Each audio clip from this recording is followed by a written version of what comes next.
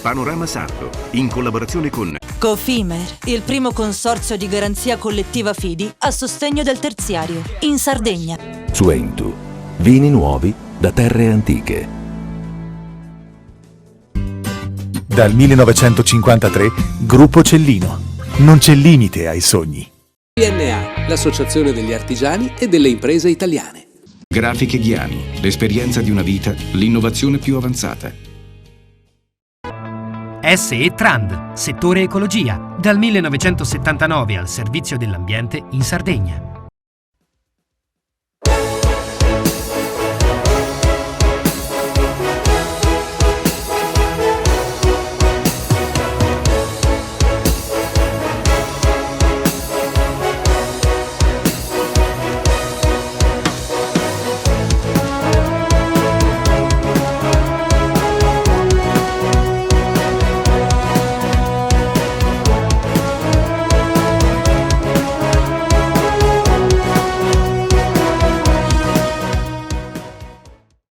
Apriamo questa nuova puntata di Panorama Sardo parlando di pubblici esercizi, delle loro problematiche. Siamo con Emanuele Frongia, che rappresenta il settore in Sardegna e che ha spedito la scorsa settimana una lettera al presidente Solinas chiedendo che il Green Pass al 31 di marzo non sia più attivo. È arrivata una prima risposta positiva dal Premier Draghi, che ha dato la sua massima disponibilità. Adesso si aspetta la concretezza dei fatti.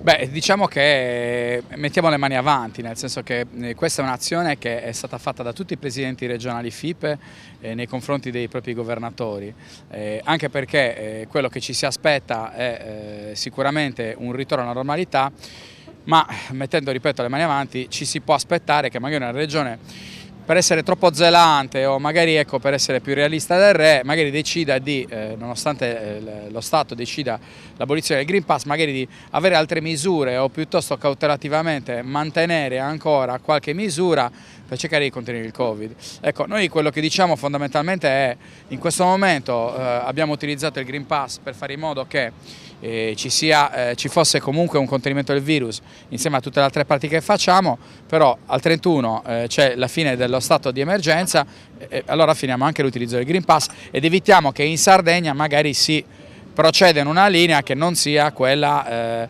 concorde con quella dello Stato, perché altrimenti ci freghiamo anche la prossima stagione turistica. Esattamente 15 giorni fa avete fatto un congresso a Palazzo Doglio e in quell'occasione si è parlato di numeri negativi che riguardano il 2020, 500 esercizi chiusi, numeri del 2021 che sono ancora da accertare e ci parlano di quasi 600 nuovi esercizi che hanno abbassato la serranda. Ma nel futuro che cosa è previsto?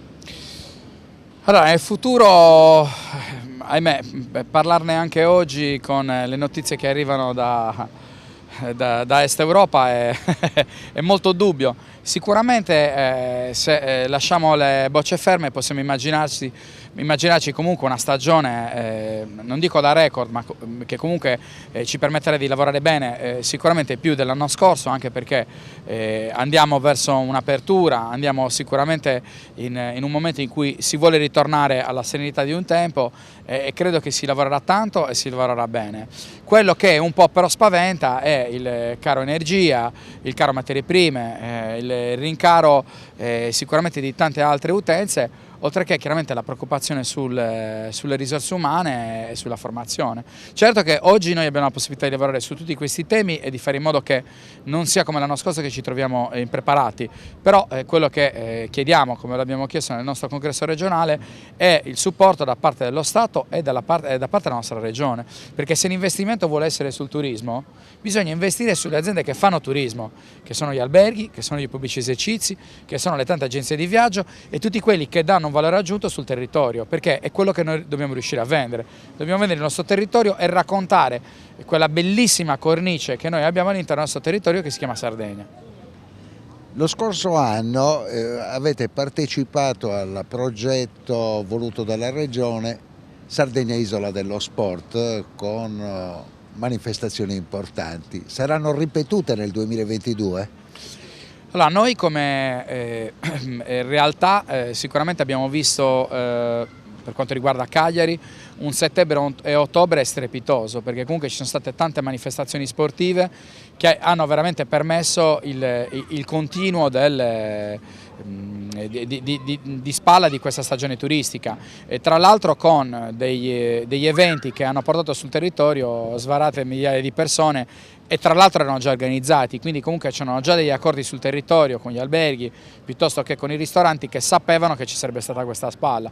Questo ci ha permesso non solo di lavorare, ma anche di poter mantenere all'interno della nostra azienda tanti dipendenti che in questo momento sono, ma in realtà lo sono sempre stato, la vera forza di ogni attività come la nostra. Quindi ecco, speriamo sicuramente che ci siano nuovamente questi eventi, sappiamo più o meno che continueranno. Quello che ci immaginiamo sicuramente è che questo sia un motto che venga proposto anche poi per gli altri mesi, perché non si può lavorare solo a settembre-ottobre. Speriamo anche un novembre-dicembre differente da quello di quest'anno, che purtroppo ahimè è stato disastroso. La stagione, secondo i colleghi che si occupano di ricettività, partirà esattamente alla vigilia di Pasqua.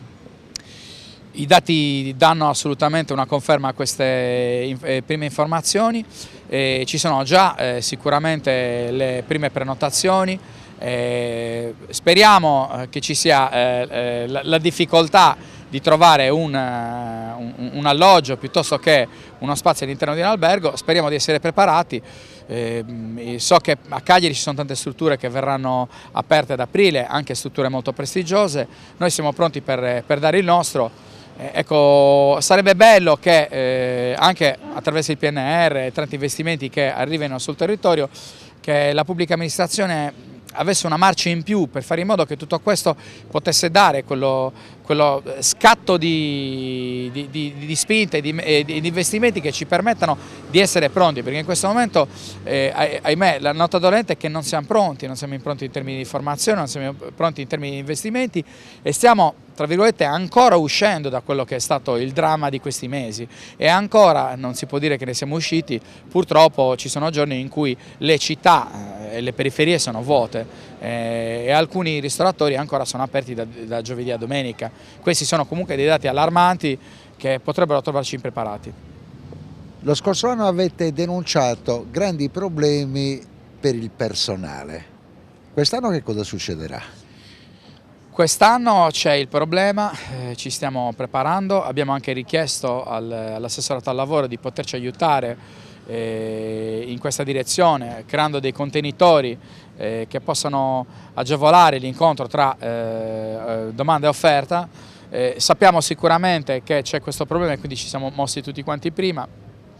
Sicuramente molti andranno nella direzione di tutelare più i propri dipendenti, e questo ecco, sicuramente darà la possibilità di migliori condizioni lavorative piuttosto che migliori ambienti nei luoghi di lavoro, perché ricordiamoci che comunque nel nostro campo c'è un turnover molto alto per quanto riguarda le risorse umane.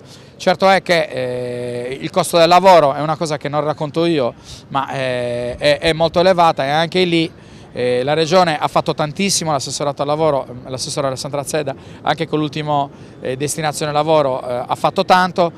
Dobbiamo andare in quella direzione, perché è grazie a queste misure che le attività possono permettersi di mantenere i propri dipendenti e magari evitare che ci siano poi queste situazioni di inciampo, perché ecco, quello che succede è che le aziende a fine stagione, non potendo mantenere i dipendenti, fanno dei contratti a tempo determinato, chiaramente i dipendenti trovandosi liberi o cercano stagioni in altre parti e magari per tanti motivi, che può essere il fare famiglia da un'altra parte, piuttosto migliori condizioni di lavoro, smettono di lavorare dove prima avevano il proprio luogo, e poi c'è di nuovo questa ricerca che comunque impegna l'azienda ma impegna anche il lavoratore, quindi cercare di mantenere un periodo lineare di engagement dal punto di vista lavorativo ci evita di creare questa situazione. Quindi noi stiamo cercando come associazione di categoria di creare quelle condizioni lavorative e di terroir economico, in modo che comunque questo non succeda nei prossimi anni.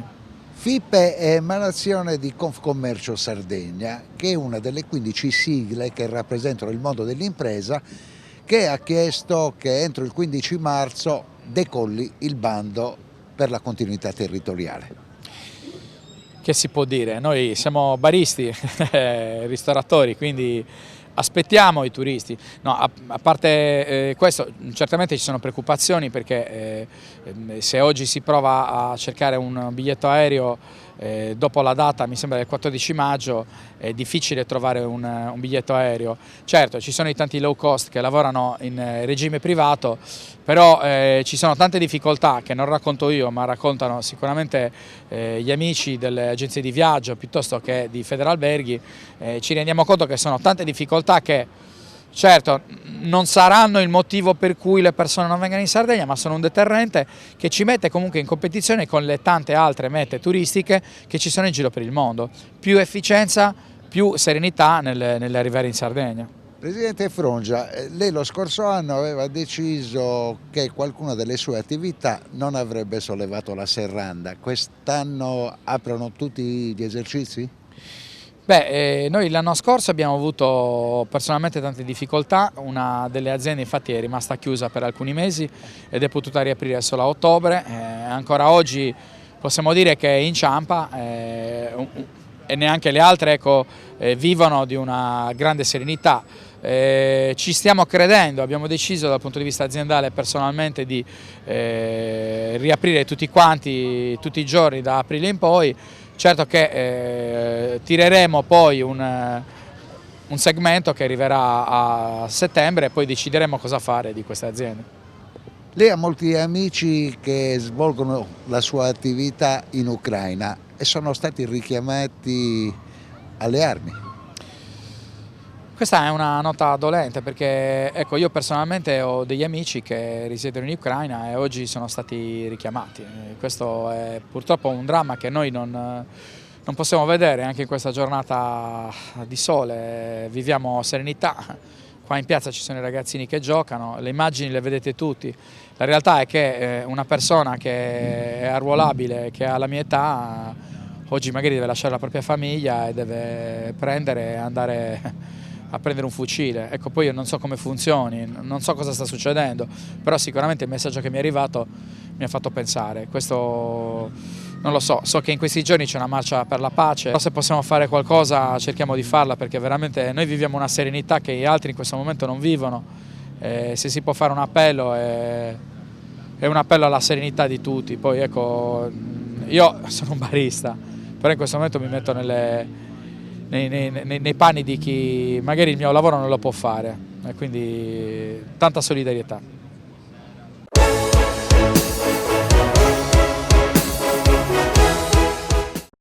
Cofimer, consorzio di garanzia collettiva Fidi, dal 1977 a sostegno del terziario. Il partner migliore nella ricerca di finanziamento più adatto a voi e nella trattativa per ottenere un fido alle migliori condizioni. Cofimer, il primo consorzio di garanzia collettiva Fidi a sostegno del terziario, in Sardegna.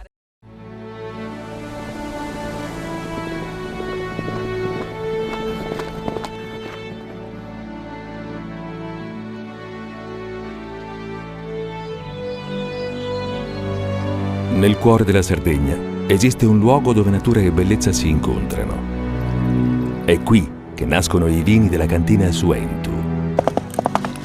Suentu, vini nuovi da terre antiche.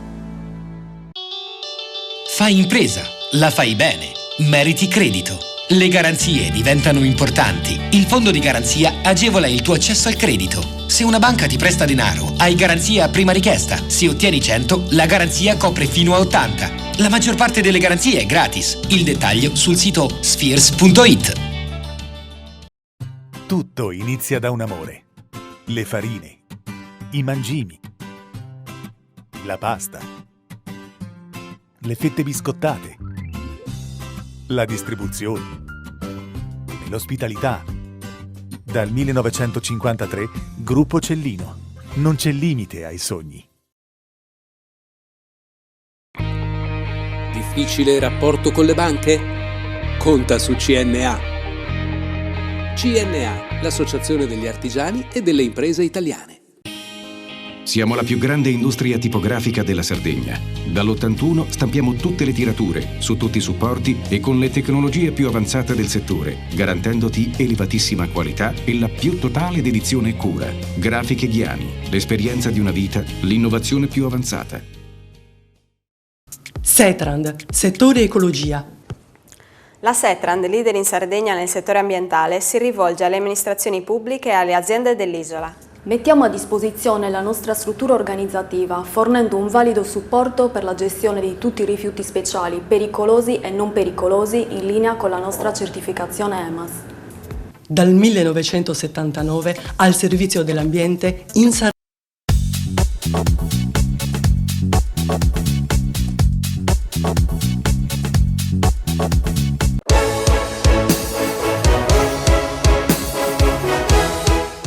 Quale migliore interlocutore quando parliamo di trasporti di Italo Meloni? Una vita dedicata a questo settore. La scorsa settimana c'è stato un convegno partecipato, tavola rotondo, per parlare del futuro dei trasporti della Sardegna, ma soprattutto i collegamenti interni. Siamo così indietro? Purtroppo la Sardegna sconta una criticità nei trasporti che viene da lontano. In tutti questi anni non siamo riusciti nonostante alcuni miglioramenti siano riscontrati, ma a innescare, diciamo, un processo continuo di miglioramento costante del sistema, sia sul versante infrastrutturale che sul versante dei servizi di trasporto, perché sappiamo che in Sardegna purtroppo non basta fare una strada perché ci sia la possibilità di spostarsi, e bisogna che ci siano degli autobus o dei treni, come non basta fare un aeroporto perché poi ci arrivino gli aerei, lo vediamo in questi giorni. Ma si pensa anche al futuro. Il primo progetto nazionale di treno all'idrogeno dovrebbe coinvolgere la Sardegna nella tratta tra Sassari e Alghero. Sì, ho letto che sono stati finanziati 140 milioni di euro per il collegamento Sassari-Alghero-aeroporto. Anche quella è una grande sfida che nasce da lontano, perché nel 2001 fu elaborato un progetto di fattibilità tecnico-economica proprio che studiasse l'alternativa migliore per raggiungere in treno sul collegamento delle ferrovie della Sardegna, oggi Ast, Sassari con Alghero e Alghero città aeroporto, perché la quota maggiore di turisti e di passeggeri che arriva poi ad Alghero aeroporto Fertilia va da Alghero città, non a Sassari, anche perché lì c'è, diciamo, una competizione col sistema stradale. Ecco, quindi non so, speriamo di farcela a spendere tutti questi soldi nel 2026. Io ho qualche dubbio ce l'ho, perché il progetto è un progetto complesso sia dal punto di vista infrastrutturale che dal punto di vista tecnologico. Ma almeno i binari potrebbero essere adeguati a una velocità, se non altissima, medio-alta. Sicuramente lì c'è l'uscita da Sassari che è un po' complicata, però sicuramente nella tratta Olmedo stazione di Alghero Sant'Agostino la velocità potrebbe essere incrementata con dei treni anche elettrificati, con l'elettrificazione, perché hanno un'accelerazione migliore. Oggi abbiamo treni nuovi della Stadler che però sono ancora diesel. Ecco, ma treni nuovi che devono camminare ancora molto lenti, perché viaggiamo su un'arteria ferroviaria che non è adeguata ai tempi.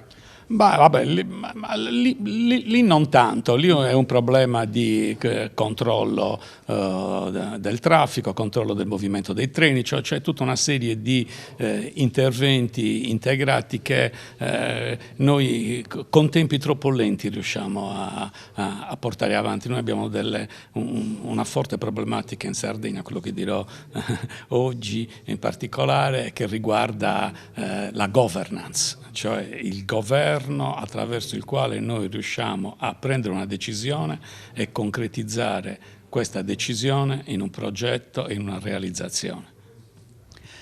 Professor Meloni, qualche anno fa lei aveva presentato il percorso ciclabile della Sardegna per una cosa che io ricordo 3.500 chilometri. No. Quanti chilometri erano? Erano 2.700, però di cui 2.000 proprio di piste ciclabili, mentre gli altri erano in integrazione col trenino verde, erano bici più treno. Tutto questo lavoro che voi avevate concordato in partnership con l'ARST, che fine ha fatto? Allora, questa, ecco, rispetto a quello che dicevo prima, questa è una buona pratica, perché la Regione Sardegna si è dotata di un piano, ne ha fatto la valutazione ambientale strategica, questo piano l'ha presentato al Ministero e ha raggiunto il primo obiettivo di far inserire la ciclovia della Sardegna all'interno delle 10 ciclovie di interesse nazionale, le 10 ciclovie turistiche di interesse nazionale, e poi ha drenato circa 50 milioni di euro. 33 milioni vengono dal PNR e 16 milioni per la ciclovia della Sardegna. In più gli altri soldi che ha messo a disposizione la Sardegna, abbiamo 65 milioni di euro per realizzare quel grande progetto. Ora, ecco, dicevo, la governance. Adesso abbiamo i soldi, abbiamo i progetti, bisogna realizzarli e qui occorre che ci siano capacità, manager di progetto che siano in grado di coinvolgere. Tenete conto che stiamo parlando di chilometri e chilometri, le piste ciclabili girano per tutta la Sardegna, quindi tantissimi comuni, consorsi, enti di bonifica, cioè c'è di tutto, soprintendenza, province diverse, quindi ci vuole qualcuno, un manager di progetto, capace di portare avanti nei tempi programmati la realizzazione di queste infrastrutture. Mi toglie un'ultima curiosità che riguarda il sistema dei porti del mare di Sardegna. Al nord, soprattutto il sindaco di Olbia, Settimo Nizzi, protesta perché vorrebbe ripristinata l'autorità del sistema portuale della Sardegna settentrionale. Ma secondo me questo è un falso problema, perché il problema non è costruire un altro sistema aeroportuale credendo che siccome ha sede ad Olbia le cose vadano più in fretta.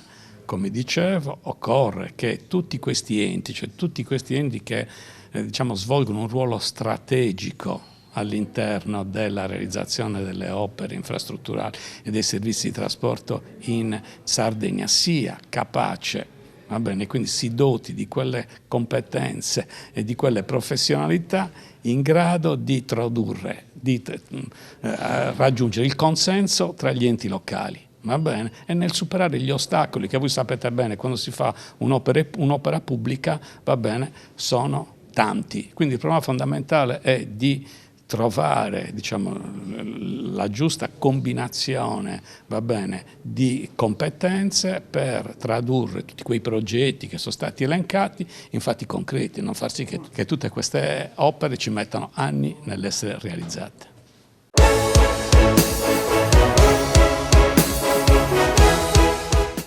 Cofimer, Consorzio di Garanzia Collettiva Fidi, dal 1977 a sostegno del terziario. Il partner migliore nella ricerca di finanziamento più adatto a voi e nella trattativa per ottenere un fido alle migliori condizioni. Cofimer, il primo consorzio di garanzia collettiva Fidi a sostegno del terziario, in Sardegna.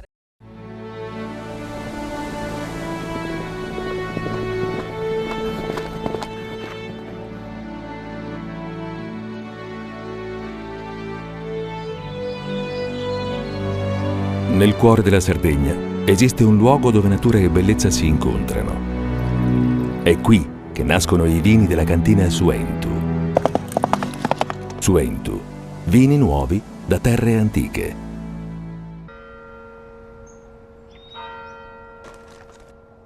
E tu? Filiere Ghinisesi. È nata la pasta Ercole.0, l'unica di filiera sarda al 100%, certificata dal grano alla tavola. Scopri il nuovo gusto Cellino nel tuo supermercato di fiducia.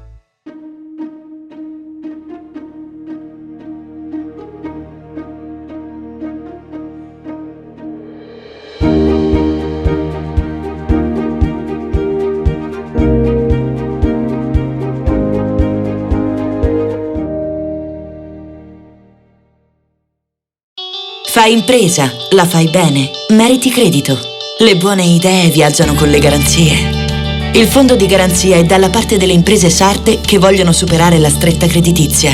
I dettagli sul sito sfirso.it. Meno scartoffie e più efficienza? Conta su CNA. CNA, l'associazione degli artigiani e delle imprese italiane. Setrand, settore ecologia. La Setrand, azienda leader in Sardegna nel settore ambientale, si rivolge alle pubbliche amministrazioni e alle imprese dell'isola. Forti delle nostre competenze e dei nostri mezzi, realizziamo bonifiche di siti inquinati anche da amianto. Dal 1979 al servizio dell'ambiente in Sardegna.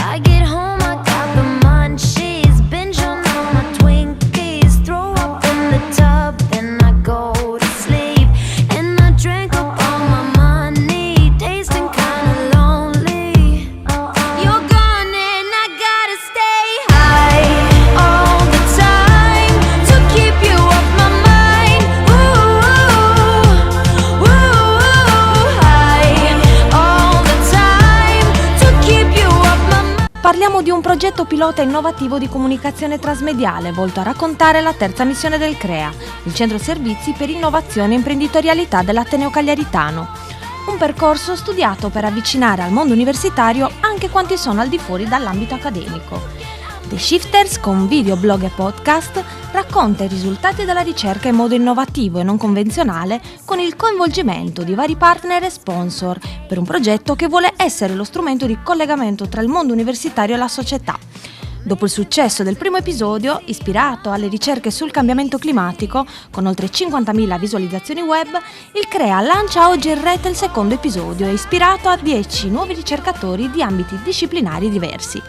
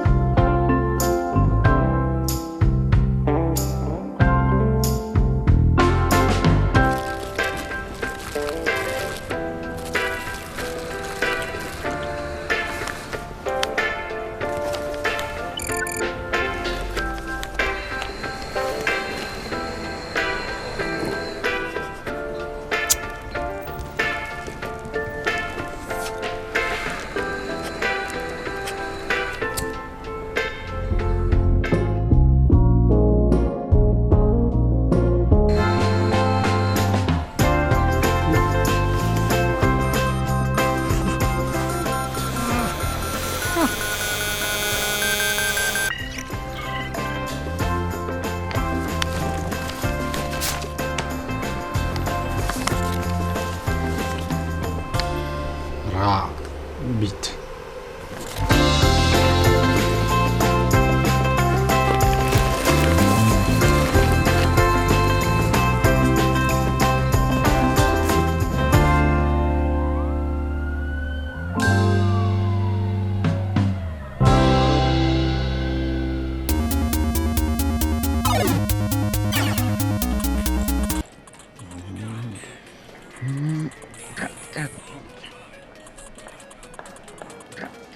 Un attimo. Dottoressa Schulz, prego. Ero in pausa. Il cazzo vuole che ogni volta che passo la trofo in pausa. E qui per il caso Richelmi? Glielo prendo.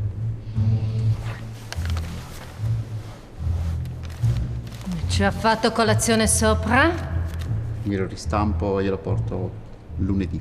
No, tranquillo, non c'è fretta. Comunque sono qui per un altro motivo. Non nego che la cosa mi spaventi, ma d'altro canto le chiavi del cancello ce le ha lei. Stanotte passerà qui il dottor Meyer, il responsabile di un nuovo studio. Lavora presso la sede di Losanna, in Svizzera. Domani la sua equipe incomincia delle ricerche e lui ha chiesto di controllare prima il laboratorio. È un uomo preciso. A volte può sembrare un po' strano, un po' suscettibile, però io le assicuro che è un genio. Dunque, Ronchi, io le chiedo un favore. Accompagni Meyer in laboratorio e se avesse bisogno di qualcosa, corra e chiuda il cancello quando avete finito. Un'ultima cosa. Cerchiamo di non fare brutte figure.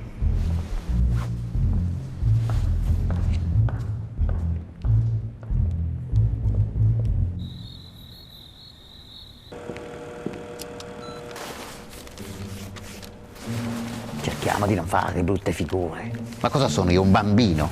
Ah, ma un giorno ve la faccio vedere io. Questa faccia andrà su tutti i giornali, andrà. Rabbit. Siamo chiusi. Rabbit. Che? Rabbit.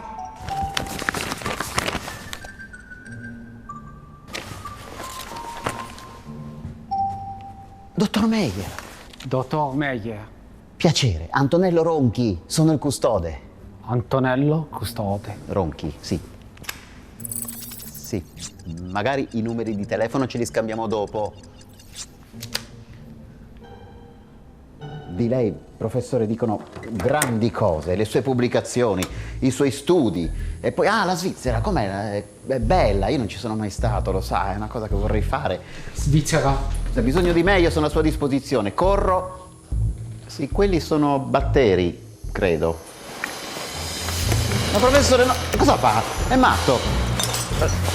No. Con calma.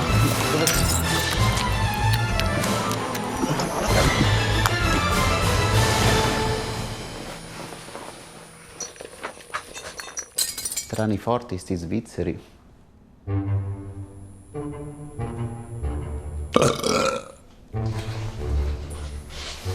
Dottore, ma in Svizzera mangiate sempre le cose per testarle? No, perché qua di solito usiamo il microscopio, sa?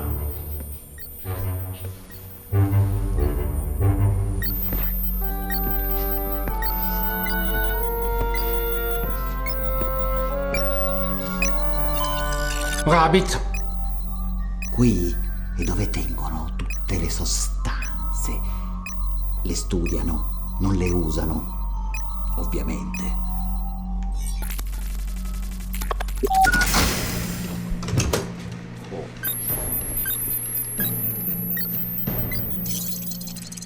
Rabbit. Sembrano le mentine di mia nonna. No, dottore, che fa? Le mangia? No, questa no. No, dottore, ho detto, questo, lasci, basta. No, professore, lasci.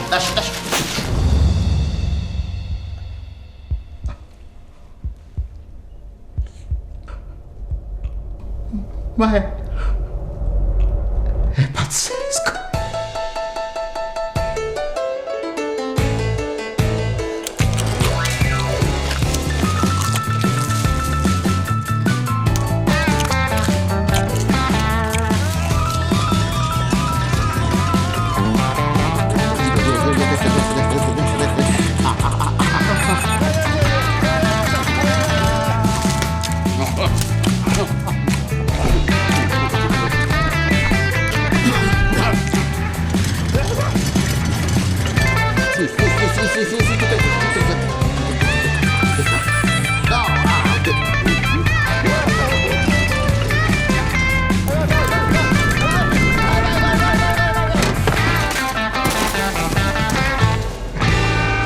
Antonello Ronchi,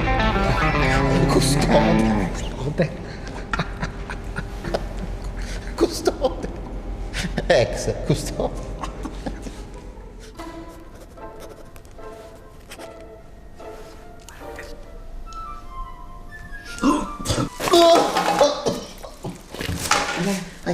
Oddio, non ce la faccio più.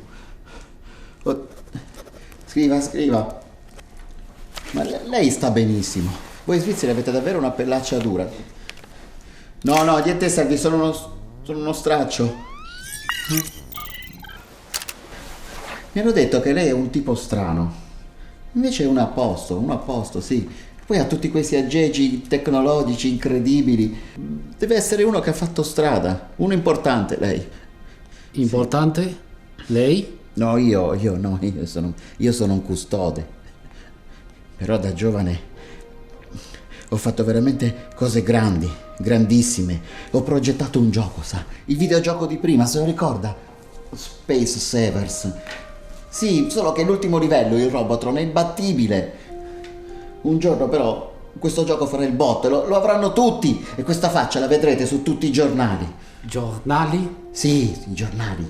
Sarà un trionfo. Trionfo? Lei mi capisce, vero? Vero?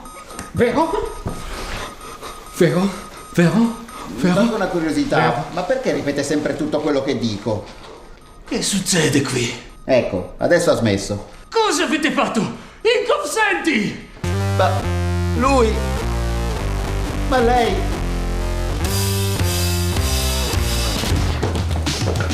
Fermo! Cosa aspetta lì imparato? Li vado dietro! Subito!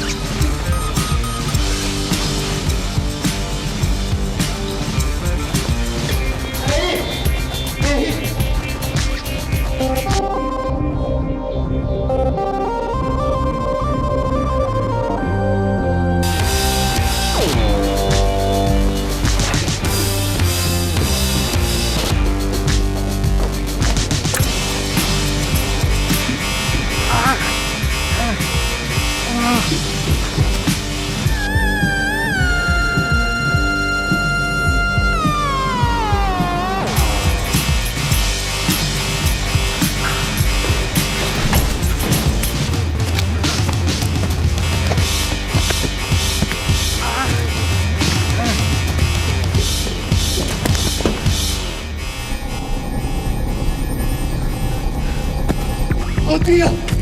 Il Robotron! No, dai, forza! No, questa volta il gioco lo finisco. Non me ne frega niente.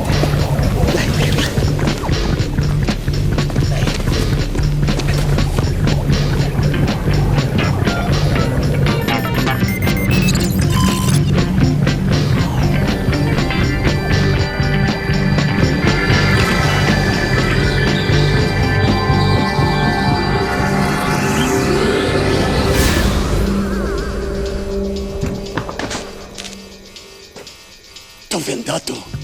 Non lo so. Ma io ho sconfitto il Robotron. Il Robotron! Shit!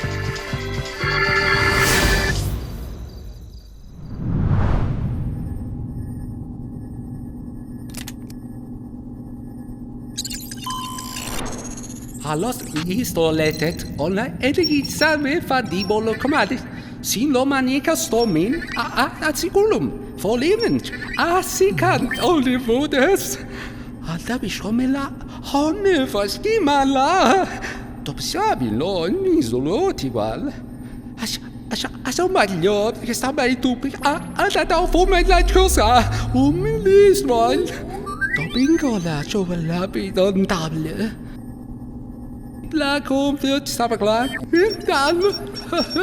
Questa faccia la vedrete su tutti i giornali. Su tutti i giornali.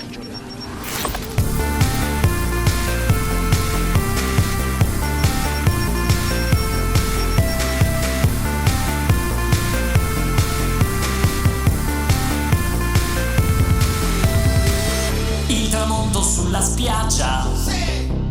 Le tartine in un buffet.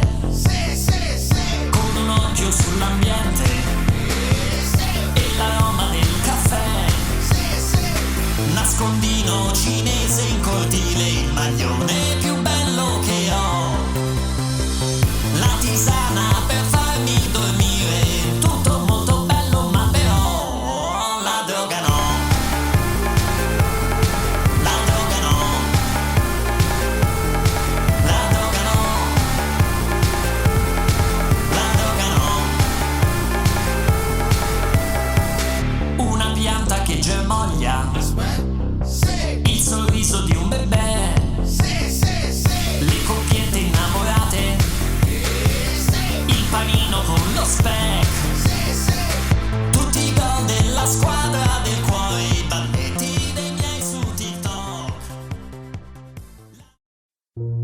Sardegna Ricerche, che è il partner ufficiale dell'iniziativa, si inserisce nella filiera dell'innovazione, supporta i soggetti interessati ad avviare attività innovative e offre il sostegno tecnico ed economico previsto dalla Regione.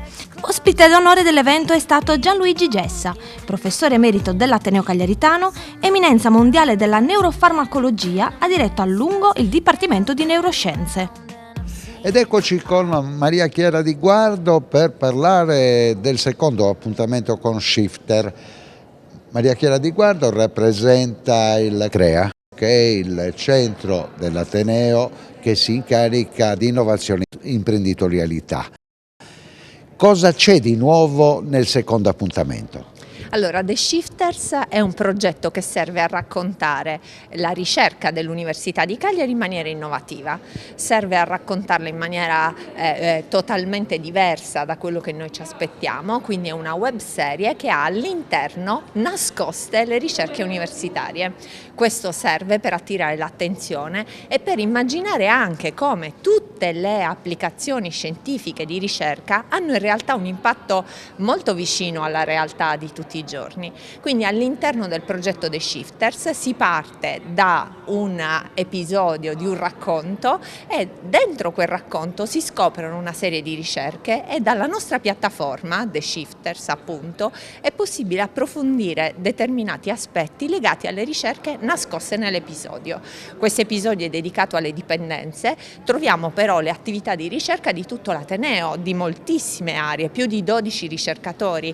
Questo significa che abbiamo ancora una volta provato a creare contaminazione, mettendo insieme punti di vista molto differenti per aprirsi al territorio, per creare relazioni col territorio, per ingaggiare le imprese, per ingaggiare i giovani, per raccontare un'università che è un organismo vivo, che si apre e che vuole testimoniare come l'attività di ricerca è così vicina al mondo di tutti i giorni. Quindi si rivolge anche a coloro che non fanno parte del mondo accademico. Assolutamente sì, anzi è proprio l'obiettivo è che sia divulgativo. Tutti noi amiamo stare sul divano a guardare le serie. Questa è l'idea di The Shifters. In un modo nuovo raccontiamo la ricerca universitaria attraverso una fiction, attraverso un episodio inventato, raccontiamo quello che è l'attività di ricerca dei nostri ricercatori. Ancora una volta ci avviciniamo, ci apriamo al territorio, ci apriamo alle aziende, ci apriamo ai giovani, agli studenti che possono scoprire anche qualcosa che interessa, che incuriosisce, possono approfondire a un livello tale da poter scaricare il singolo paper di ricerca del singolo ricercatore. Quindi partiamo da un livello generale per ingaggiare, dopodiché chi è curioso può andare più in fondo, scoprire il blog, scoprire il podcast, fino a che si legge il dettaglio specifico della ricerca. Questo è il bello di The Shifters, mette insieme tanti piani e ingaggia davvero a qualsiasi livello. Chi ha progettato The Shifters? Allora, il CREA è appunto il centro dell'innovazione e dell'imprenditorialità e ha provato a immaginarsi un modo nuovo per raccontare il trasferimento tecnologico, per fare educazione imprenditoriale, per avvicinare i ragazzi alle nostre attività. Attraverso The Shifters le imprese possono vedere delle opportunità, i ragazzi possono vedere opportunità. In questo episodio, per esempio, tra gli approfondimenti si racconta di una start-up che è nata dentro il Contamination Lab, quindi che ha usato un brevetto universitario, per esempio, per creare la sua impresa. Questa è l'idea che sta dietro The Shifters, che è appunto lo spirito che guida in generale l'Ateneo e in particolare il CREA nell'aprirsi e nel creare opportunità di sviluppo per il territorio. Quanto tempo fa nasce CREA? CREA nasce nel 2016, quindi adesso ha già una piccola storia e eredita in realtà l'attività che era iniziata già dal 2013 del Contamination Lab. Quindi dopo l'esperienza del Contamination Lab si è pensato che fosse utile creare un centro che valorizzasse questa contaminazione tra saperi e che fosse un unico punto di riferimento per quello che può essere la messa a sistema dei diversi saperi universitari. A me piace dire che l'università è uno scrigno ed è ricco di gioielli. Noi proviamo come centro ad aprire questo scrigno, a mostrare quello che c'è dentro l'università per permettere a tutti di raccogliere queste opportunità ed è questo il ruolo di un Ateneo, essere sul territorio un motore di sviluppo.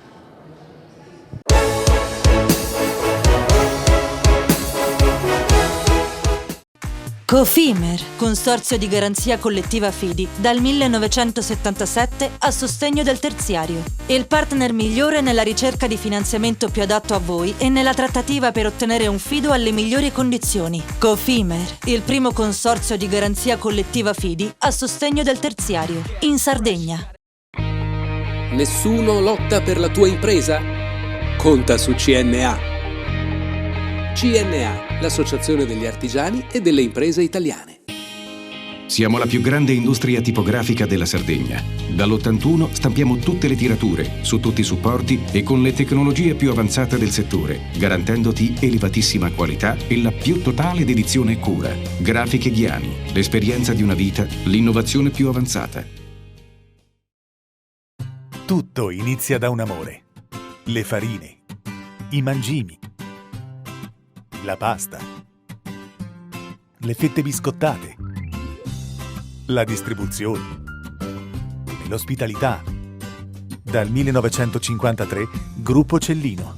Non c'è limite ai sogni. Fai impresa, la fai bene, meriti credito. Non c'è solo il credito bancario. Con i mini bond e le cambiali finanziarie coperti dal fondo di garanzia, i tuoi progetti trovano nuovi investitori che credono in te. Contatta Spheres.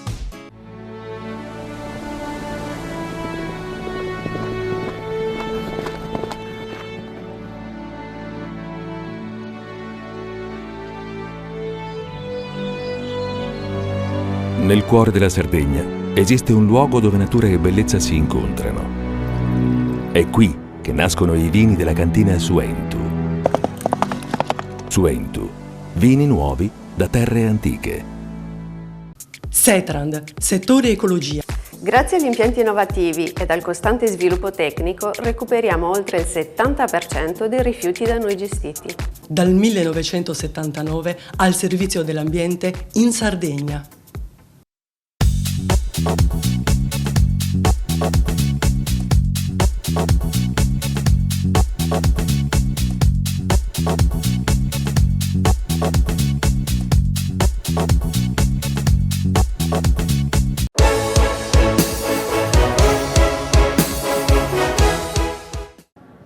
Ed eccoci con la padrona di casa, perché questo evento si è svolto a Manifattura Tabacchi.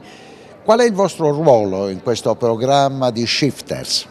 Beh, intanto Sardegna Ricerche è partner dell'Università di Cagliari in tanti progetti. In questo progetto particolare, dove c'è in primo piano l'innovazione e il trasferimento tecnologico, e soprattutto nella parte della terza missione dell'Università di Cagliari, Sardegna Ricerche entra a pieno titolo come partner, essendo un'agenzia regionale che si occupa di innovazione e trasferimento tecnologico. Abbiamo messo a disposizione le nostre strutture, i nostri laboratori nel nostro parco scientifico e tecnologico a Pula, dove si sono registrate le scene di tutto questo video, e pertanto c'è stato un intervento importante che ci ha visto collaborare per alcuni mesi. E siete pronti a affiancare queste start-up nel momento del loro decollo?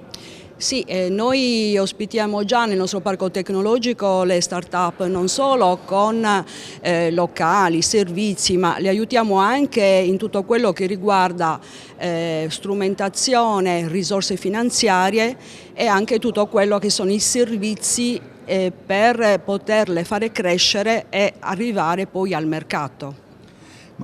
Sardegna Ricerche ha preso in carico con Maria Assunta Serra, prima come commissario e poi come direttore generale, la manifattura che era praticamente vuota per tutto l'anno. Adesso sta andando a pieno regime. Beh, Manifattura Tabacchi è nata nel 2016 con una gestione affidata dalla Regione a Sardegna Ricerche per creare la fabbrica della creatività. Piano piano abbiamo messo in moto tutta una serie di azioni. Oggi abbiamo la manifattura quasi al completo, con nuovi insediamenti, nuove attività, dalle biblioteche al Fab Lab, a spazi di coworking, la Cineteca Sarda, la Film Commission, tutta una serie di attività che vengono svolte all'interno, ma poi tutti insieme una cosa molto interessante, facciamo degli eventi come l'evento che abbiamo fatto nel periodo di Natale, Novidade, che ci ha visto tutti quanti insieme per fare eventi di innovazione, di cultura e di spettacolo. Approfittiamo della presenza del professore per approfondire il tema di questa terza missione. Dove si va? Si va, cerchiamo di raggiungere il più possibile il contesto che ci circonda. È molto importante che il mondo sappia quello che facciamo, lo sappia in modo semplice e chiaro, e il ruolo che l'educazione, la formazione universitaria può dare per far crescere il territorio è assolutamente fondamentale, quindi è per noi un'attività veramente cardine in questo momento. Quindi si può parlare di promozione del mondo accademico verso l'esterno? Assolutamente sì, assolutamente sì. Purtroppo il termine terza missione è un po' infelice, no? Perché lascia l'idea che sia qualcosa di residuale, ma in realtà è una delle nostre azioni fondamentali in questo momento, perché se il territorio non sa quello che possiamo offrire è impossibile far crescere il territorio, e questo è uno dei punti cardine anche del PNRR. Vogliamo che l'economia e la società cresca grazie alla formazione e alla ricerca, ma se non si sa quello che si fa è difficile che questa crescita possa effettivamente aversi. Ecco, nel piano nazionale di ripresa e resilienza che spazio è rimasto per la ricerca? Ma ci sono tante iniziative, tantissime, ci sono tanti fondi, ci sono sia iniziative che puntano alla ricerca di base, quindi quella che poi è il sostegno iniziale per l'innovazione, ma anche tante iniziative che cercano di trovare applicazioni alla ricerca. Quindi abbiamo almeno 4 linee di sviluppo che vanno dagli ecosistemi per l'innovazione, quindi creare un tessuto connettivo molto forte che metta in relazione università, mondo della produzione e la società nella sua interezza, fino a azioni che vanno proprio a promuovere nuove infrastrutture di ricerca e nuove linee di ricerca che devono mettere, insomma, il sistema italiano e quello europeo nelle condizioni di essere di nuovo leader in settori ad alto valore aggiunto, che questo è l'obiettivo principale del PNRR. L'occasione del convegno per la presentazione di The Shifters ha visto tra gli ospiti d'onore Ettore Cherchi, con il quale vogliamo parlare non di università ma di Sardegna in questo momento difficilissimo, 2 anni di pandemia, le brutte notizie che arrivano dall'Ucraina e soprattutto, Cherchi, vorrei parlare di questo mega progetto che è venuto fuori sulla stampa la scorsa settimana, una richiesta alla Capitaneria di Porto di Cagliari per programmare una serie di pale eoliche gigantesche, 265 metri d'altezza, da disporre in mare a 20 km dalla costa, proprio nel Sulcis, da Bugerro a Sant'Antioco. Innanzitutto esprimo solidarietà al popolo ucraino che è stato aggredito, bisogna stare dalla parte di chi soffre e di chi subisce. Detto questo, la domanda è molto interessante. Ovviamente sono a favore delle energie rinnovabili, dobbiamo necessariamente arrivare ad una situazione nella quale dal sole, dal vento, dall'idroelettrico, dal geotermico ricaviamo l'intera energia di cui abbiamo bisogno. E notoriamente la Sardegna è tra le aree italiane a maggior grado di insolazione e anche con un potenziale eolico notevole. Ora, la domanda di fondo è questa: questi beni che sono il futuro, il petrolio, il gas del futuro, il sole, il vento, l'acqua, di chi sono? Sono della collettività, sono dei beni comuni. E la ribellione che si trova in molte parti della popolazione, molte opposizioni, è perché si avverte più o meno consapevolmente che ci sono dei potentati, dei grandi gruppi, talvolta anche a controllo pubblico, che si appropriano di beni collettivi. Quindi energie rinnovabili bisogna andarci, bisogna esserci, ma serve che queste energie siano trattate con riguardo alle ricadute sulla collettività. Oggi la mia impressione è che Snam, Enel, grandi gruppi privati considerano la Sardegna come una piattaforma sostanzialmente disabitata, il suo mare, il suo territorio, e si trasforma in un luogo di cui accaparrarsi questi beni, come in passato è capitato per esempio a Sulcis, che grandi gruppi internazionali si sono appropriati delle risorse che stavano sotto la crosta, no? Sotto il piano di campagna, le miniere. Adesso c'è questa cosa, quindi qui ha una grande responsabilità la Regione come ente che rappresenta tutti, come soggetto politico e istituzionale che dovrebbe rappresentare tutti i sardi, e anche il governo. Quindi la prima cosa da fare è trattare queste energie come beni comuni, come beni della collettività. Poi a valle di questo ci devono essere le programmazioni. Insomma, sole e vento non sono per gli interessi borsistici, le speculazioni finanziarie di questo e di quell'altro gruppo, devono essere qualcosa che va a vantaggio della collettività sarda e italiana. Che tipo di vantaggio si potrebbe avere con una serie di giganti offshore alti come un palazzo di 80 piani? Nel senso, noi che cosa dobbiamo chiedere? L'energia gratis per noi e poi voi vi prendete l'eccesso? No, innanzitutto l'energia deve avere uno prezzo per tutti, per la collettività, non speculativo, il più basso possibile, e quindi va parametrato esattamente sui costi di produzione. Mi spiego con un esempio così usciamo molto. Prendiamo sempre il Sulcis. Nel Sulcis l'Enel ha la più grande centrale eolica italiana, quindi abbiamo già delle esperienze. Decine e decine e decine di ettari sono stati consegnati all'Enel. Il paesaggio è stato modificato, anche sin sotto il sito archeologico di Monte Sirai, e l'Enel lucra di quello, fa utili. Poi trovo che un'azienda come la Portovesme deve mettere in cassa integrazione 500 persone per una questione di costi energetici.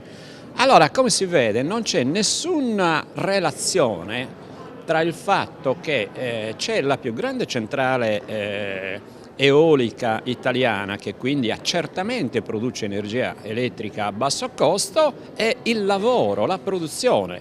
Intendo dire questo, no? Invece dovrebbe esserci una utilità sociale. Ecco, una utilità sociale che fa sì che faccio energia a basso costo e questa mi serve per il lavoro, no? Per il lavoro di tutti. Spero di essermi spiegato con questo.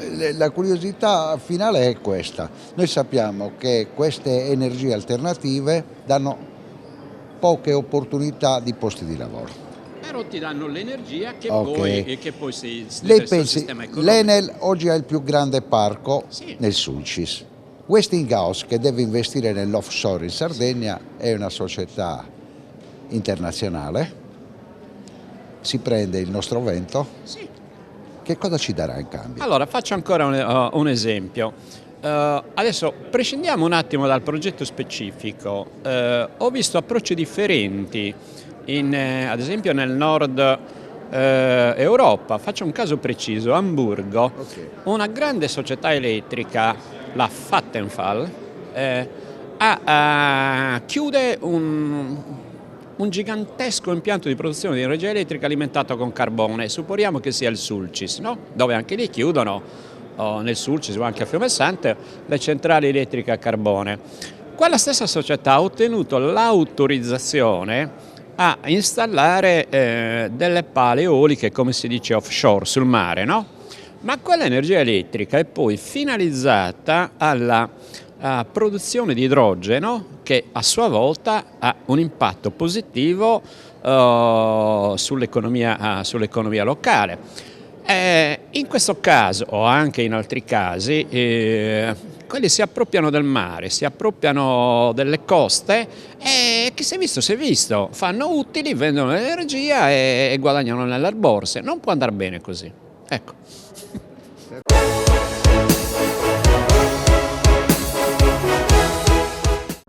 Cofimer, Consorzio di Garanzia Collettiva Fidi, dal 1977 a sostegno del terziario. Il partner migliore nella ricerca di finanziamento più adatto a voi e nella trattativa per ottenere un fido alle migliori condizioni. Cofimer, il primo consorzio di garanzia collettiva Fidi a sostegno del terziario, in Sardegna.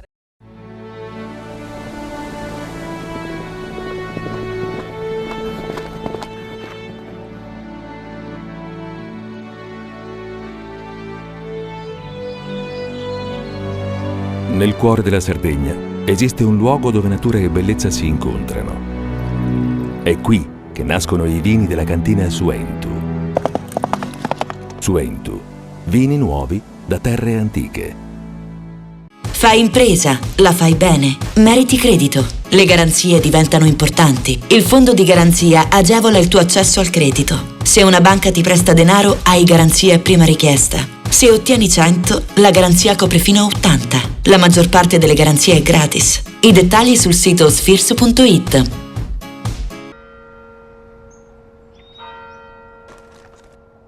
E tu? Filiere Ghinisesi. È nata la pasta Ercole.0, l'unica di filiera sarda al 100%, certificata dal grano alla tavola.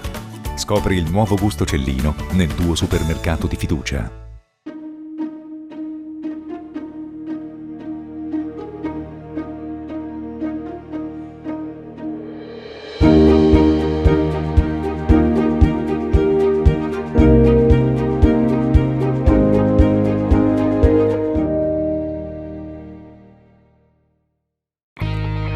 Difficile rapporto con le banche? Conta su CNA. CNA, l'associazione degli artigiani e delle imprese italiane. Setrand, settore ecologia. Siamo in grado di attivare il pronto servizio ecologico in caso di emergenze con potenziale contaminazione delle matrici ambientali. Dal 1979 al servizio dell'ambiente in Sardegna.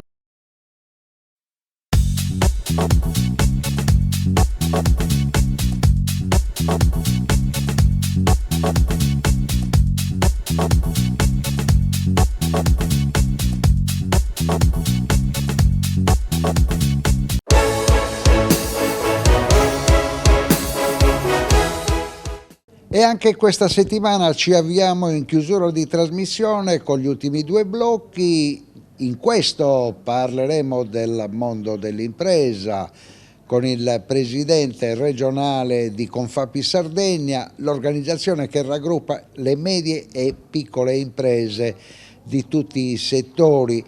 Lo facciamo con il presidente regionale Giorgio Del Piano e poi vi ricordo che chiuderemo la trasmissione, come sempre ci accade all'inizio del mese, con il direttore della Nuova Sardegna in collegamento con Sassari.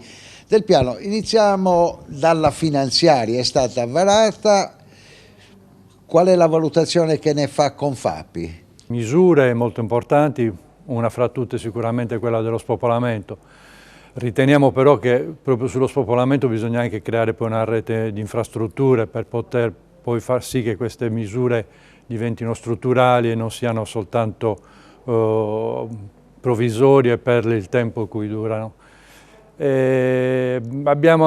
Riconosciamo anche l'importanza di dover destinare, come è stato fatto, una grossa fetta alla sanità, data la situazione in cui versiamo in questo momento, la grande pressione che vive la sanità pubblica, e quindi è sicuramente giusto indirizzare a quella parte. D'altra parte riteniamo anche che forse qualcosa in più si doveva fare con le imprese. Noi abbiamo proposto un emendamento che riconoscesse anche per noi il contributo del 40% sugli investimenti, come avviene per gli artigiani, e purtroppo però non abbiamo avuto un esito favorevole su questo emendamento. Speriamo che poi ci sia la possibilità in qualche modo di riconoscere, perché le piccole aziende hanno decisamente bisogno in un momento come questo per affrontare la così tanto sperata ripartenza, c'è bisogno anche di sostegno. Un'altra cosa che avevamo chiesto è il rifinanziamento del bando sull'internazionalizzazione, perché le piccole imprese sarde che si erano già affacciate o che comunque stanno affacciando verso i mercati internazionali hanno bisogno di sostegno.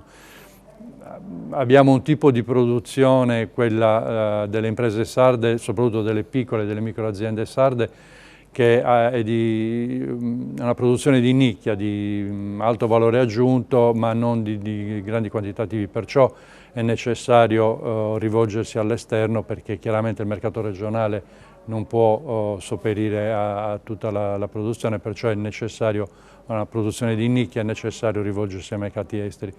E si era iniziato a fare questo discorso in tempi passati col bando del 2019 fatto dalla Regione, quindi avevamo chiesto che venisse rifinanziata anche l'internazionalizzazione. Parliamo del vostro appello della scorsa settimana. Nel dettaglio di Confapi Trasporti siete in grande difficoltà per l'aumento del costo dei carburanti. Ma indubbiamente stiamo vivendo una situazione particolare sotto tutti i punti di vista. Diciamo che quello che normalmente succede in secoli di storia adesso sta avvenendo in 5 anni. Siamo passati dalla pandemia e non siamo forse ancora fuori dalla pandemia e siamo dentro una guerra che non sappiamo quali saranno gli esiti. Quindi ci sono una serie di problematiche che sono nate dovute a questioni appunto sovranazionali che ci creano, macroeconomiche, che creano grossi problemi. Tra queste sono sicuramente l'aumento, il caro energia, l'aumento dei costi petroliferi, quindi dei trasporti, e tutta una serie di misure, di difetti che stanno creando grosse difficoltà alle nostre aziende e appunto a quello che tanto chiediamo, che è la ripartenza, e quindi sicuramente l'aumento dei carburanti sta creando grossissimi problemi e non si capisce come si possa in qualche modo trovare una soluzione. Perciò abbiamo chiesto ovviamente al governo che si intervenga in questo senso. Per quel che riguarda, ritorniamo alla finanziaria, l'impegno della Regione, c'è grande attenzione per 2 settori in particolare che vengono indirizzati al turismo e all'agricoltura. Proprio c'è un forte impegno in questi settori, soprattutto con il Destinazione Sardegna, e voi avete tante imprese che lavorano in questo settore. Beh, il settore turistico è fondamentale per la Sardegna, e anche in Confapi c'è un settore molto importante, molto sviluppato, ma è legato anche molto all'agroalimentare. Quindi anche la nostra associazione ha cambiato un po' volto, mentre prima era sicuramente un'associazione più legata al manifatturiero. Sì, metalmeccanici e così via. Oggi devo dire che sì, fa sempre una parte importante l'edilizia, dopodiché però viene l'agroalimentare e il turismo, che sono 2 settori che camminano, almeno da noi, camminano a braccetto, e si vuole incrementare da questo punto di vista. Perciò dicevamo anche l'internazionalizzazione ha un senso anche vista al contrario, non soltanto per andare fuori, ma anche per portare clienti in Sardegna per sviluppare l'azienda turistica. 2022, sotto il profilo dell'occupazione nella piccola e media impresa, come siamo messi? Ma il 2022 è stato positivo, diciamo che anzi abbiamo il grosso problema che anche questo poi pare essere ormai un problema europeo, di trovare manodopera specializzata e all'altezza delle richieste. Ma anche sulla manodopera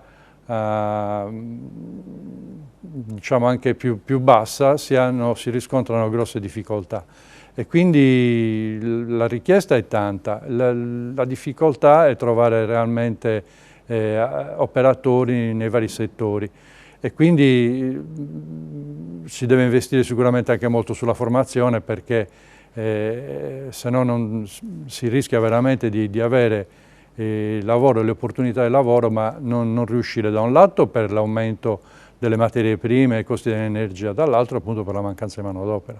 Concludiamo parlando del settore dell'edilizia. Ci sono due problemi grandi: la bocciatura del piano casa e il 110% super bonus che si è arenato in tribunale, e abbiamo anche da verificare quale sarà il nuovo atteggiamento degli istituti di credito, e quello era il volano della vostra crescita e probabilmente anche della crescita del prodotto interno nazionale. Sì, effettivamente il bonus 110%, come gli altri bonus, potevano essere veramente l'uovo di Colombo per far ripartire l'edilizia. E così in parte è stato, perché non si può negare che c'è stata una spinta importante. Però noi viviamo sempre il guaio nazionale italiano, che è quello di rendere tutto complicato con la burocrazia. Quindi si sconta oggi questi problemi che sono proprio legati alla norma, alla farraginosità delle norme, e quindi non si riesce a semplificare anche col PNRR. Noi speriamo che realmente si facciano delle procedure semplificate, ma che non siano soltanto per così dire, ma che lo siano in realtà, perché altrimenti non si riesce veramente a sfruttare quelle che sono le opportunità. Piano casa? Per il piano casa, noi siamo da 10 anni almeno che chiediamo una legge urbanistica, perché non si può andare avanti a colpi di proroghe e ogni tanto mettere dentro dei pezzi. È chiaro che non è il modo corretto di operare, si rischia quello che appunto oggi sta succedendo, le bocciature. Sicuramente la parte che è fatta salva verrà rimessa dentro una legge omnibus, e quindi si potrà procedere col piano casa per le zone non vincolate. Però quello che noi chiediamo da sempre è una legge quadro, una legge urbanistica che sia di cornice per tutta la materia urbanistica. Non si può veramente andare avanti con questi tentativi, ed è una cosa che noi diciamo già da 10 anni. Avevamo decretato il fallimento della politica sarda quando c'era stato il tentativo della legge urbanistica, poi della legge RIU, che poi non ha trovato esito. Grazie davvero Giorgio Del Piano, presidente regionale di Confapi Sardegna.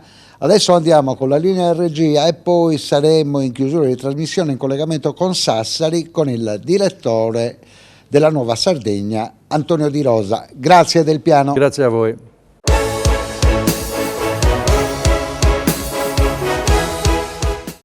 Cofimer, consorzio di garanzia collettiva Fidi, dal 1977 a sostegno del terziario. Il partner migliore nella ricerca di finanziamento più adatto a voi e nella trattativa per ottenere un fido alle migliori condizioni. Cofimer, il primo consorzio di garanzia collettiva Fidi a sostegno del terziario, in Sardegna.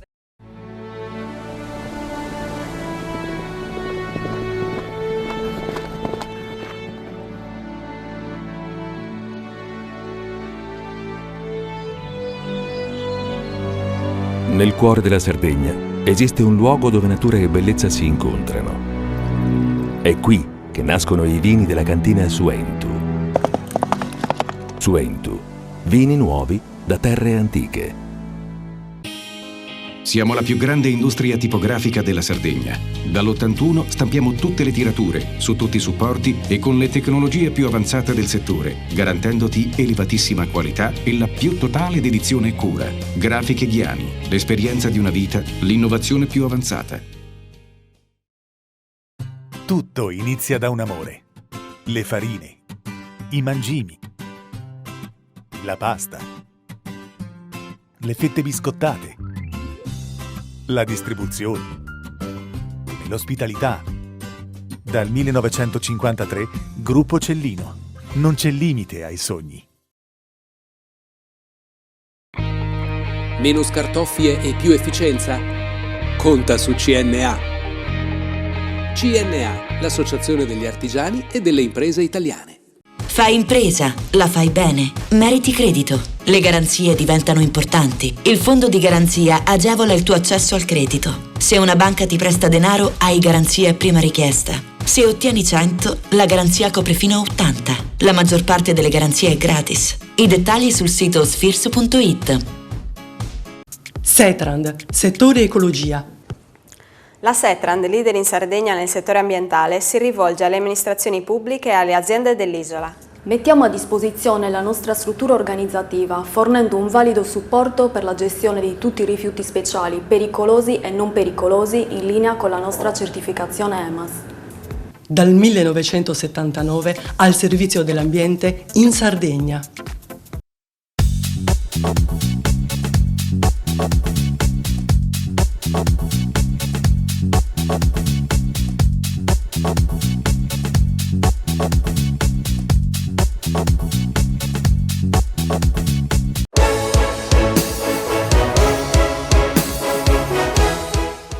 E adesso siamo in chiusura di trasmissione e l'appuntamento di inizio mese è sempre con la direzione della Nuova Sardegna, con Antonio Di Rosa, direttore, ben trovato.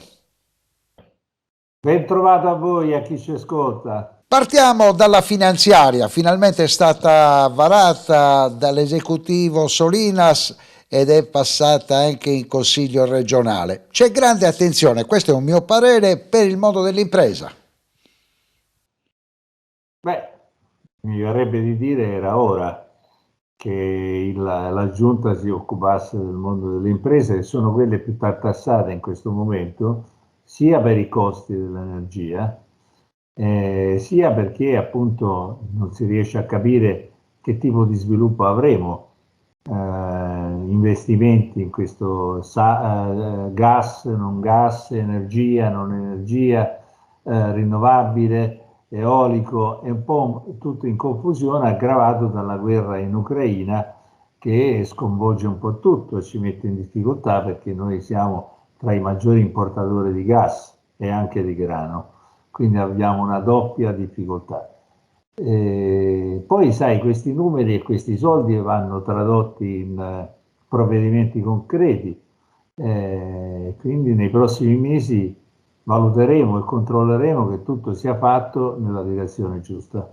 Un altro particolare importante riguarda i complimenti che devo fare al direttore della Nuova Sardegna, che nel precedente appuntamento doveva prevedere cosa sarebbe successo nell'elezione del Presidente della Repubblica. Hai centrato in pieno la conferma.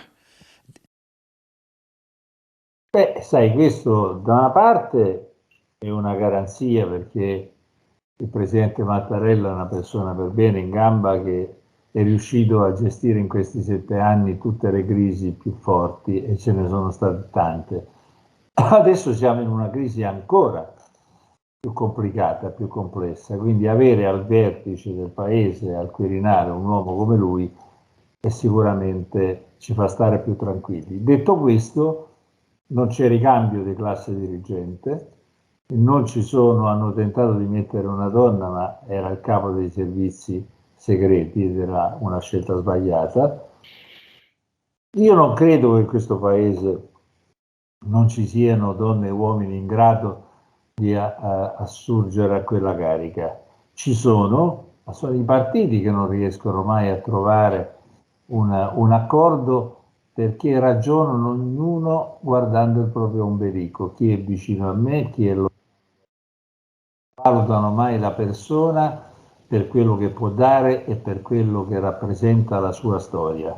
Quando si fanno scelte di questo tipo ad altissimo livello bisogna analizzare il personaggio da un punto di vista completamente diverso, non se è vicino o no al tuo partito. Come si concluderà questa crisi gravissima di livello mondiale tra Russia, Europa e Stati Uniti?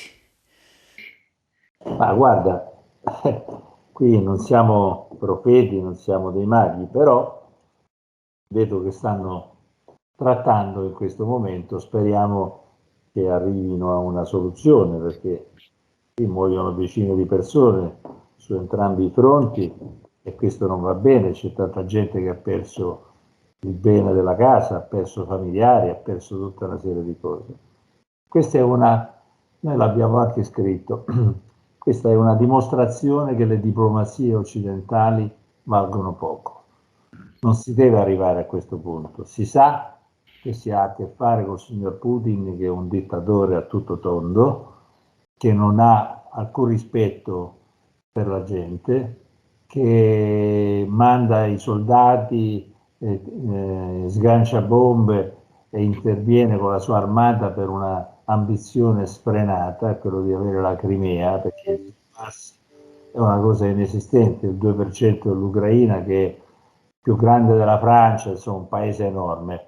Non è il Donbass il problema, la Crimea russa, ma non si può ottenere si possono ottenere queste cose a colpi di cannone, di bombe o con la violenza. La sovranità degli stati va rispettata, e devo dire che anche gli Stati Uniti in passato non sempre hanno rispettato la sovranità degli stati. Bisogna smetterla pensando di essere forti perché si hanno armamenti di grandissimo livello e far soccombere quelli che riteniamo più piccoli. Manca la solidarietà internazionale, che scatta sempre dopo, e manca soprattutto la capacità politica di risolvere le crisi prima che esplodano.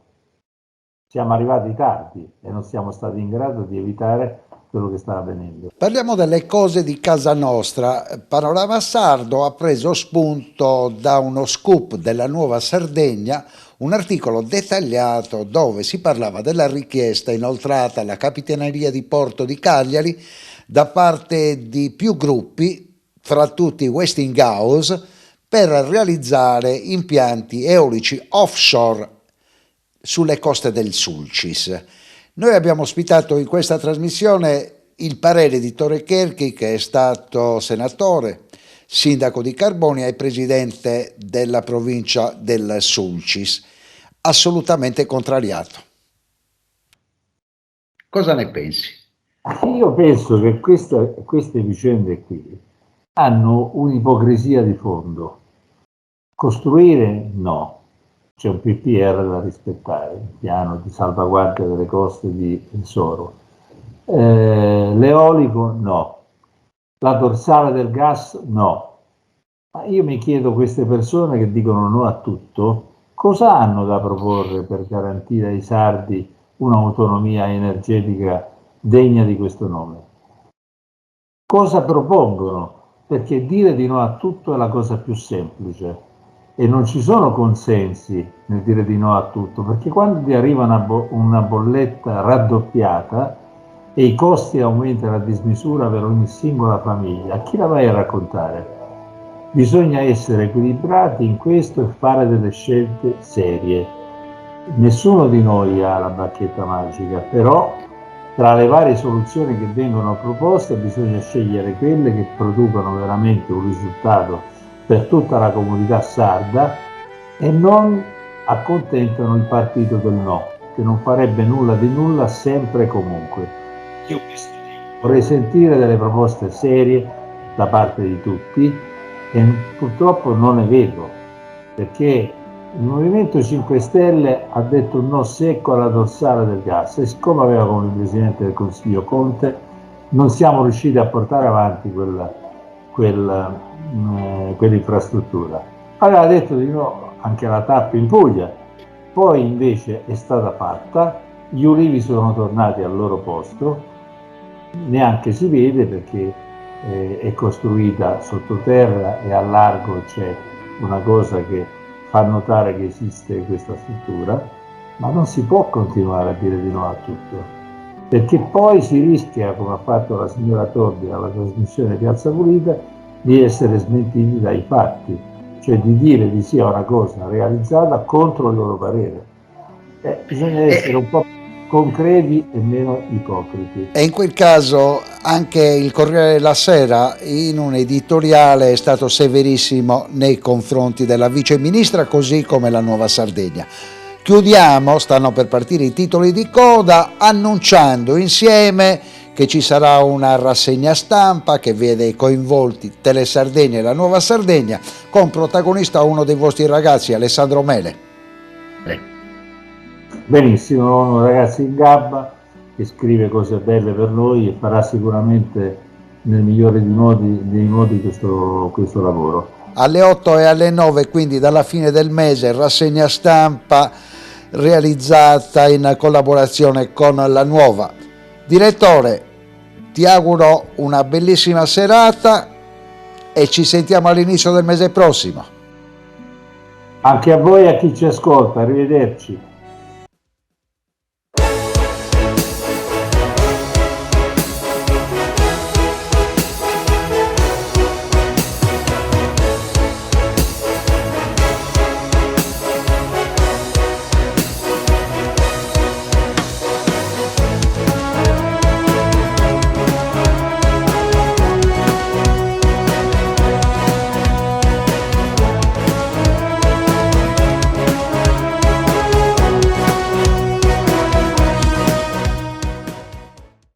Cofimer, il primo consorzio di garanzia collettiva fidi a sostegno del terziario, in Sardegna.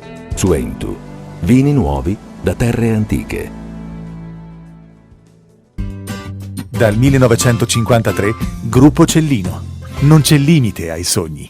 PNA, l'associazione degli artigiani e delle imprese italiane. Grafiche Ghiani, l'esperienza di una vita, l'innovazione più avanzata.